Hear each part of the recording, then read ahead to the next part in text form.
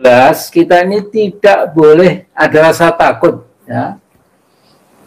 Kalau orang yang bergentayangan ya, yang sangat zalim, yang betul-betul anti HAM, yang betul-betul anti rakyat, yang sudah menunduk menyembah-nyembah oligark, itu beraninya minta ampun, masa kita takut ya? Kita ingin melihat Indonesia ini masa presiden kok tidak terjangkau oleh apa? Oleh hukum ya. Saya kira Taksim mikir dhuwur belum jero nggak berlaku lagi ya. Nah, kita ini sepertinya loh sekarang ini kita seolah-olah dari orang yang melihat kita ini ya, tokoh-tokoh itu kok dihinggapi halusinasi ya gitu loh ya. Seolah-olah kita ini masih negara hukum itu loh ya, seolah hukum itu masih berlaku, masih berjalan gitu. Padahal ini kan jelas lawless country, sudah nggak ada hukum gitu. Sebab tadi misalnya apa tidak melukai rakyat dan TNI terutama ya, ketika yang dulu membunuh para jenderal, yang membunuh para kiai dan lain-lain ya, kemudian dianggap sebagai korban HAM ya. Penyesalannya itu adalah non-judicial solution ya. Ya jadi mau gue dong gitu, ngapain dukung di sini enggak? Kita juga saya kira begitu ya.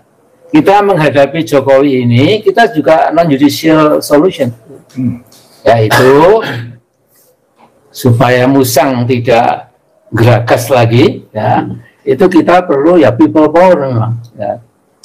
Cuma people power kita ini people power yang terukur, yang tertib, yang non violent, dasarnya ada di konstitusi kita begitu jelas gitu. Nah, jadi kalau kita biarkan, memang ini tahun-tahun 1-2 tahun ini kalau sudah selesai mereka menang ya, kekhawatiran Pak Jenderal Deddy tadi memang kita rasakan semuanya gitu. Jadi apa? Sebenarnya seperti KPK begitu angkuh menolak kita sekedar untuk berwacana, tukar pikirannya. Tapi kita tidak boleh menyerah, kita terus saja ya. Masa Kejaksaan Agung akan jadi target kita juga gitu. Yang jelas kita ini tidak boleh ada rasa takut ya. Kalau orang yang bergentayangan ya, yang sangat zalim, yang betul-betul anti HAM, yang betul-betul anti rakyat, yang sudah menunduk menyembah-nyembah oligark, itu beraninya minta ampun, masa kita takut ya. Jadi tidak ada lagi kata takut ya, kita harus jadi apa kata pengamat itu, ketakutan yang paling kita takuti adalah kalau rakyat sudah takut. Nah, itu nanti gawat gitu ya. Jadi kalau saya sambil nanti kita bicarakan lagi, mungkin lebih terbatas lagi ya. Tapi ini pembicaraan kita ini saya kira direkam oleh tetangga saya. Tetangga saya itu ada perwira tinggi apa dari Polri, yang apapun kita bisik-bisik akan direkam. Jadi Pak Polri, maaf ya Pak, ini kita tidak makar ini ya. Tolong dilaporkan secara jujur ya. Tidak ada masalah Pak Polri ya, I love you ya. Nah jadi terakhirlah, jadi mungkin kita akan mendengar yang lain lagi, pameran dan lain-lain. Tapi saya kira ya itu enough is enough ya.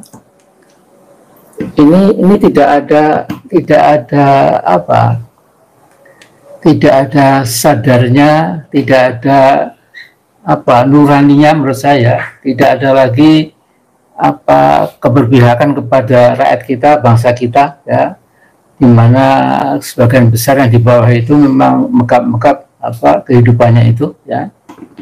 Kata Pak Rizal Ramli itu di bawah sudah nggak ada uang ya, hanya orang ditarik ke atas ya untuk membayar utang sama untuk bangun IKN Nusantara yang juga nggak jelas untungannya itu dan lain-lain. Nah, jadi konklusi sementara ini ya saya bisa keliru, tapi nanti akan kita bicarakan bersama supaya jatuhnya ke titik tengah. Titik tengah itu insya Allah itu yang paling bagus gitu. Jadi saya kira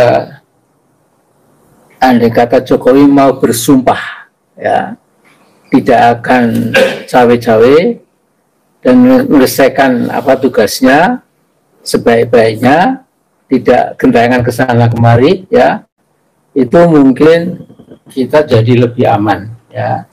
Tapi kalau dia itu disetir oleh musang itu, hanya Pak Didi tadi, ini berbahaya sekali.